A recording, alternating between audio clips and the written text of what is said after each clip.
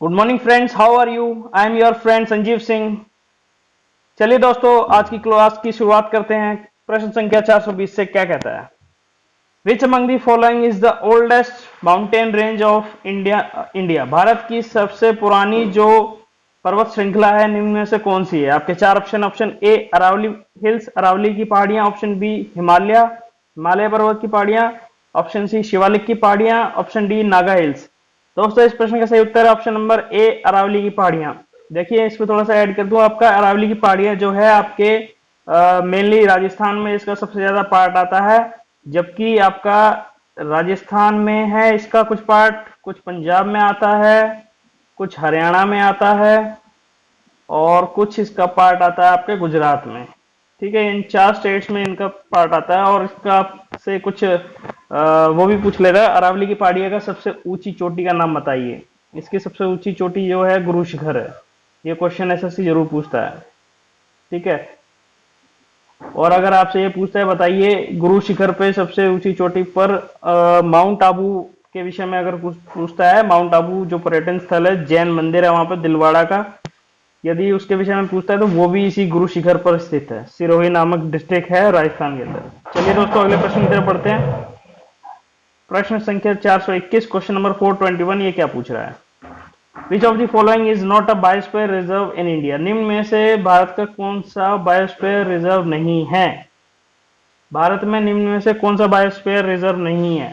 आपके चार ऑप्शन है। ऑप्शन ए गिर, गिर नेशनल पार्क, इसका पूरा नाम गिर नेशनल पार्क है। ऑप्शन बी नंदा देवी पर्वत। Option C Pachmarhi. Option D Agasthyamalai. दोस्तों, मैं बता दूं, इसके अंदर जो गिर है, जो यह एक राष्ट्रीय उद्यान है, गिर नेशनल पार्क है, जो कि टाइगर्स के संरक्षण के लिए है, टाइगर प्रोजेक्ट के तहत।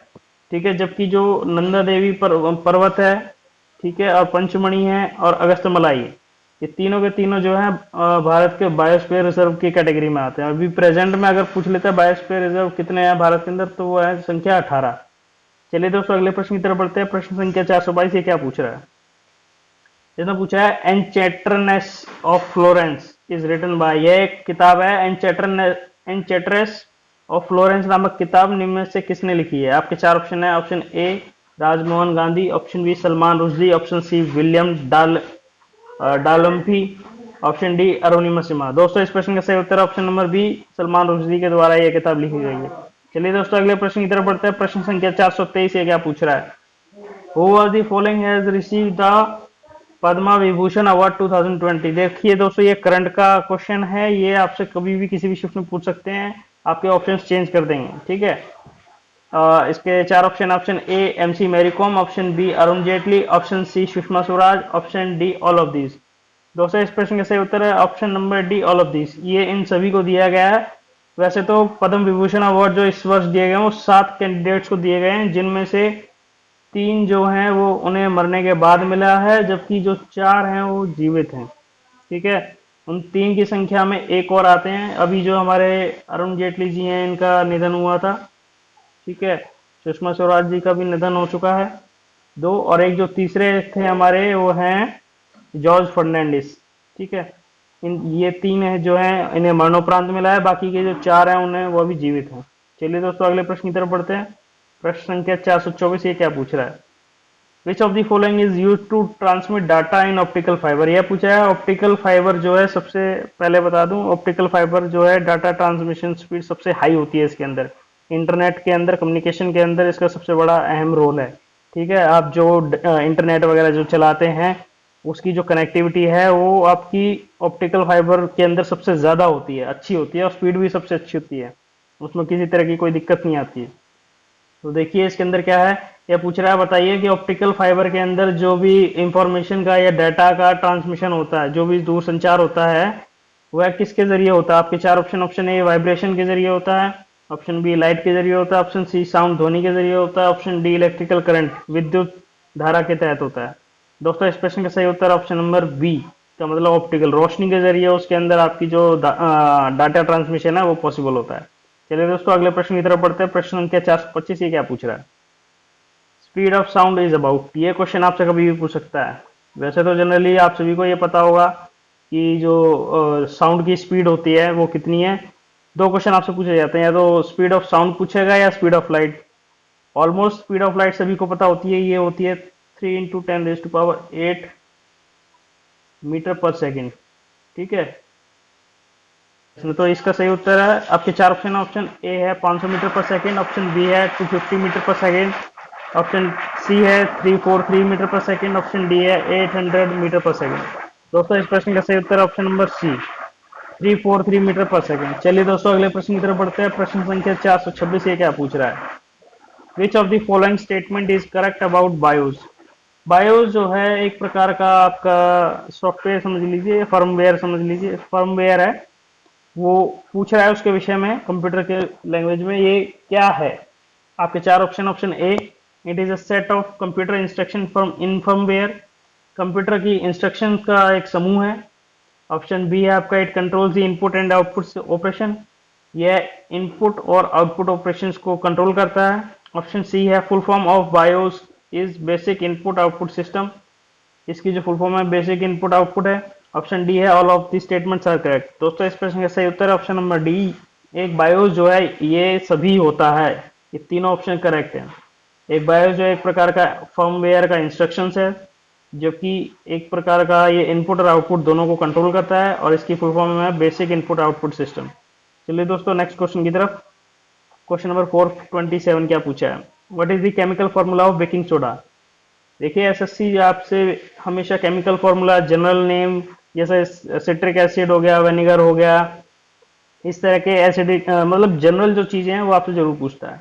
तो वही पूछा इसने, बताइए बेकिंग सोडा का फॉर्मूला क्या है? आपके ऑप्शन है, option A Na2CO3 multiply by 10H2O, option B Na2CO3, option C NaHCO3, option D NaOH। दोस्तों इस प्रश्न का सही उत्तर है ऑप्शन नंबर सी NaHCO3। आप कभी कंफ्यूज मत होना इसमें और इसमें, क्योंकि ये दोनों ही पूछे जाते हैं। बेकिंग सोडा जब भी पूछा जाता है, बेकिंग का मतलब जो आपके खाने में इस्तेमाल होता है। आप इसमें थोड़ा सा ये देख लीजिए, एक खाना सोडा होता है, एक धोवन सोडा होता है, वॉशिंग सोडा जिससे आप कपड़े वगैरह धोते हैं। दोनों में ज़्यादा अंतर नहीं है। आपका वॉशिंग सोडा जो होता है सोडियम कार्बोनेट है, Na2CO3, ठीक है, जबकि आपका ये है सोडियम हाइड्रोकार्बोनेट, इसके अंदर हाइड्रोजन की मात्रा होती है। बस इतना याद कर लीजिए, खाना सोडा के अंदर आपके हाइड्रोजन की मात्रा होती है, जबकि आपके इसमें धवन सोडा के अंदर हाइड्रोजन वगैरह नहीं होता है। ठीक है, चलिए दोस्तों अगले प्रश्न की तरफ बढ़ते हैं। प्रश्न संख्या 428 क्या पूछ रहा है? Which of the following metal is most reactive? यह पूछ रहा है निम्न में से कौन सा जो तत्व है वो सर्वाधिक रिएक्टिव है, प्रतिक्रियाशील है या क्रियाशील है। आपके चार option. Option A potassium, option B calcium, option C sodium, option D zinc. दोस्तों इस प्रश्न का सही उत्तर है option number A potassium. Potassium का फॉर्मूला होता है के, इसका सिंबल होता है के। पोटेशियम जो है सबसे ज्यादा इन सभी एलिमेंट्स में से मोस्ट रिएक्टिव एलिमेंट है।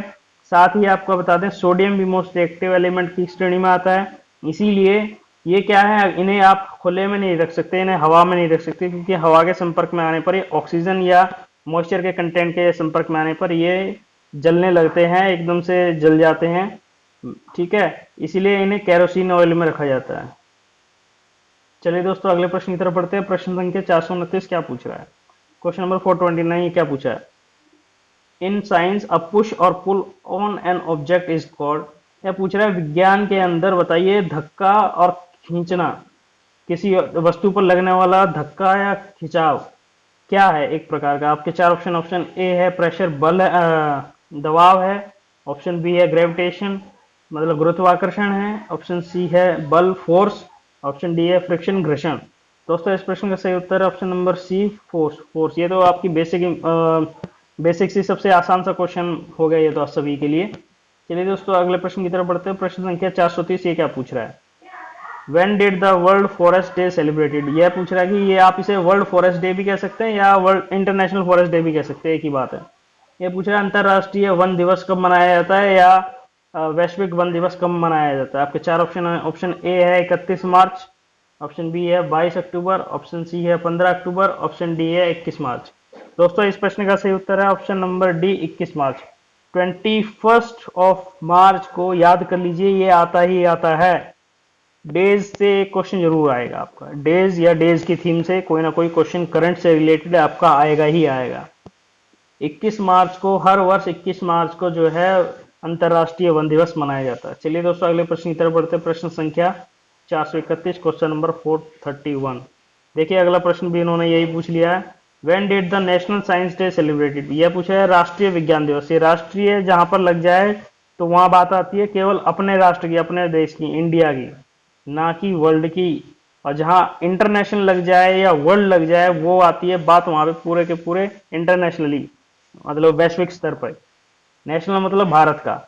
तो ये पूछ रहा है भारत का विज्ञान दिवस कब मनाया जाता है। दोस्तों आपके चार ऑप्शन है। ऑप्शन ए है 19 फरवरी, ऑप्शन बी 28 फरवरी, ऑप्शन सी है 2 फरवरी, ऑप्शन डी है 21 फरवरी।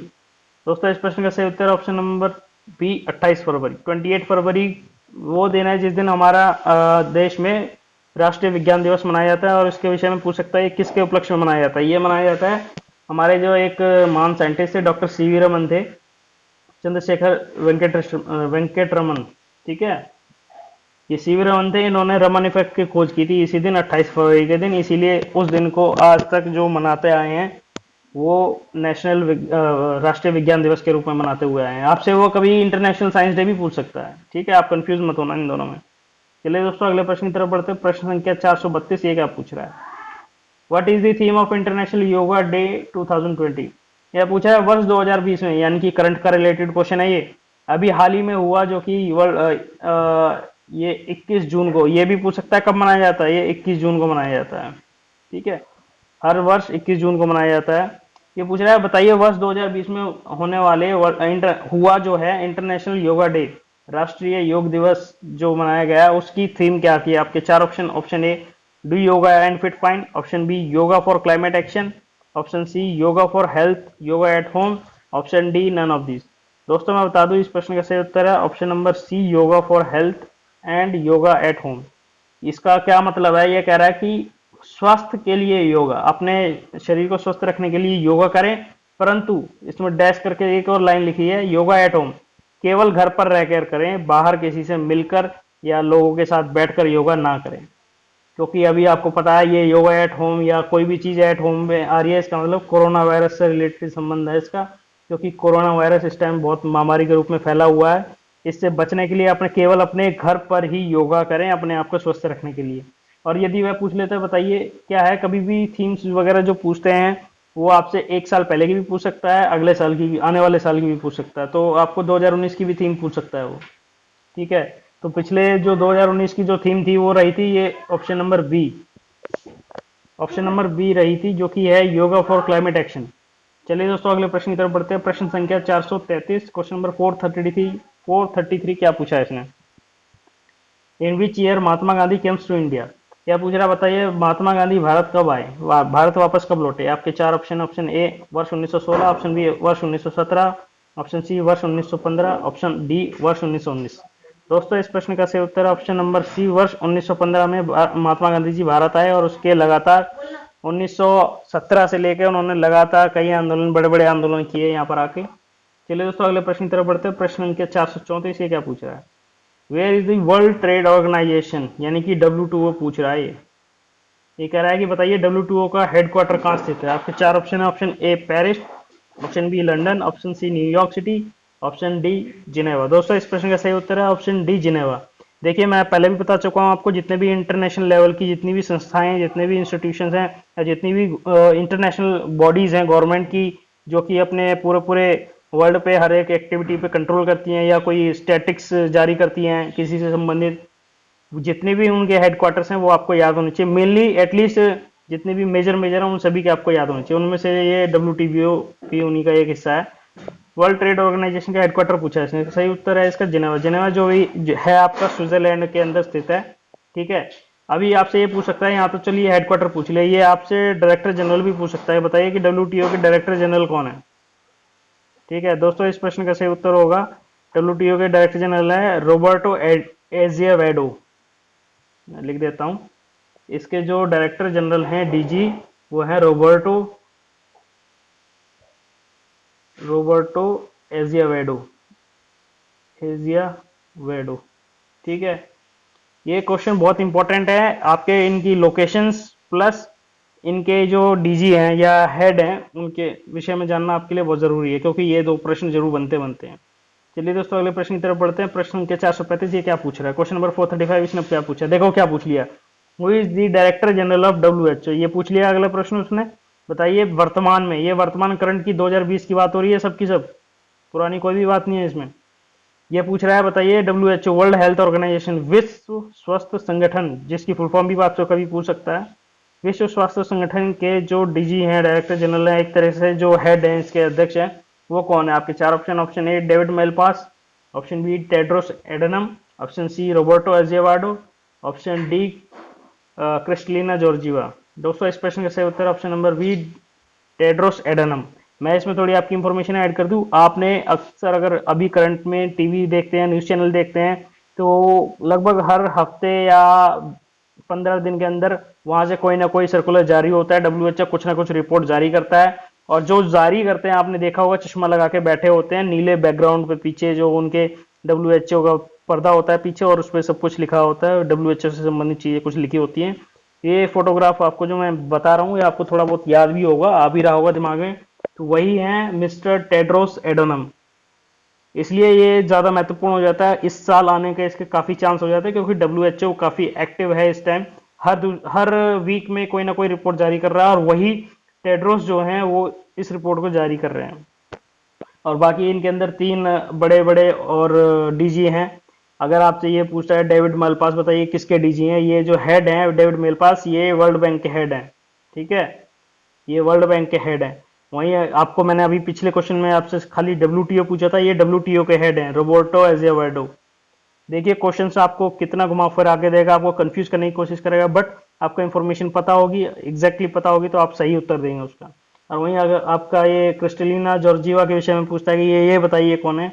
ये IMF इंटरनेशनल मॉनेटरी फंड की ये अध्यक्ष हैं, ये डीजी हैं वहाँ की, IMF की डीजी हैं क्रिस्टलिना जॉर्जिवा, जबकि वर्ल्ड बैंक के हैं डेविड मेलपास। और इन दोनों का हेडक्वार्टर, इनका वर्ल्ड बैंक और IMF का दोनों का हेडक्वार्टर आपका आपका इसमें है वॉशिंगटन DC, USA की कैपिटल। चलिए दोस्तों नेक्स्ट क्वेश्चन की तरफ बढ़ते हैं। प्रश्न संख्या 436, इसने क्या पूछा है? Who is the winner team of Khelo India games 2020? ये देख लो, ये सब का सब करंट पूछ रहा है। इसने देखिए क्या पूछा है कि बताइए खेलो इंडिया यूथ गेम्स होते हैं, हर साल होते हैं, ये वर्ष 2018 से चालू हुए। आपसे कभी पूछ सकता है कब से चालू हुए, तो वर्ष 2018 से चालू हुए, और 2020 में इसका तीसरा संस्करण खेला गया है, तीसरा एडिशन हुआ है। ये इसके विनर कौन है, इसके चैंपियंस कौन है? आपके चार ऑप्शन। ऑप्शन ए हरियाणा है, ऑप्शन बी है दिल्ली है, ऑप्शन सी है उत्तर प्रदेश है, ऑप्शन डी है महाराष्ट्र। दोस्तों इस प्रश्न के सही उत्तर option number D Maharashtra. Maharashtra जो है इस बार सबसे हाईएस्ट गोल्ड मेडल के साथ सबसे ऊपर है, जो कि 260 से अप्रोक्स इन्होंने 260 के आसपास इन्होंने गोल्ड मेडल जीते हैं। और थोड़ा सा इंफॉर्मेशन ऐड कर दूं, आपके कभी पूछ सकता है फर्स्ट एडिशन के विनर, तो वो है हरियाणा, ठीक है। अभी अगर आपसे वो सेकंड एडिशन के विनर पूछा है तो वो भी महाराष्ट्र हैं, ठीक है। अगर वो आपसे थर्ड यानी कि प्रेजेंट में हुए जो इस साल जो है जनवरी में, उसके जो विनर है वो भी महाराष्ट्र है। कि विनर के साथ साथ एक चीज और वो आपसे जरूर पूछेगा, वो ये पूछेगा कि इनकी लोकेशन, इनका जो होस्टिंग थी वो कहाँ हुई थी, किस स्टेट में हुई थी। जो पहला एडिशन था वो नई दिल्ली में हुआ था, जबकि जो दूसरा एडिशन जो हुआ था महाराष्ट्र ने जीता था वो पुणे में हुआ था, जबकि जो तीसरा एडिशन जो हुआ है जहां महाराष्ट्र जीता है ये आपका गुवाहाटी असम में हुआ है, ठीक है। चलिए दोस्तों नेक्स्ट क्वेश्चन की तरफ बढ़ते हैं। प्रश्न संख्या 437, क्वेश्चन नंबर 437, ये क्या पूछ रहा है? Which governor general is called the father of civil services in India? यह पूछ रहा है भारत के अंदर लोक सेवा, इसने पूछा है भारत के अंदर लोक सेवा के पिता किसे कहा जाता है, जिनकी शुरुआत अंग्रेजी समय में किसने की थी? आपके चार option. Option A Lord Dalhousie, option B Lord Cornwallis, option C Lord Mountbatten, option D Robert Clive. देखिए सबसे पहले भारत के अंदर सिविल सर्विसेज की जो शुरुआत है ये की थी इन्होंने, आपके लॉर्ड कॉर्नवालिस ने। इन्होंने कुछ अच्छे काम भी किए थे, ऐसा नहीं है बहुत सब गलत काम किए, इन्होंने बहुत कुछ अच्छे काम भी किए थे लॉर्ड कॉर्नवालिस ने पहले सिविल सर्विसेज। हाँ इनके इरादे गलत थे, पर इनकी जो वो थी सिस्टम था, इनका जो तंत्र था वो अच्छा था। हम सिस्टम के लिए इन्हें अच्छा बताएंगे, परंतु इनके इरादे गलत थे। चलिए दोस्तों नेक्स्ट प्रश्न की तरफ बढ़ते हैं। प्रश्न संख्या 438, ये क्या पूछ रहा है? 2.5 दिन का झोपड़ा इज कंस्ट्रक्टेड बाय, यह पूछ रहा है, बताइए अढ़ाई दिन का झोपड़ा किसने निर्माण करवाया इसका। आपके चार ऑप्शन है। Option A Firoz Shah Tughlaq, option B Qutubuddin Aibak, option C Iltutmish, option D Razia Sultana. दोस्तों इस प्रश्न का सही उत्तर है option number B Qutubuddin Aibak. ये वही व्यक्ति हैं जिन्होंने कुतुब मीनार का निर्माण करवाया, और ये दास वंश की जो स्थापना दिल्ली सल्तनत पे की वो इन्होंने की, और दिल्ली सल्तनत के ऊपर जो बैठे गद्दी पर वो यही थे, दास वंश के संस्थापक। और इसमें इंफॉर्मेशन ऐड कर दूं, ये जो थे आपके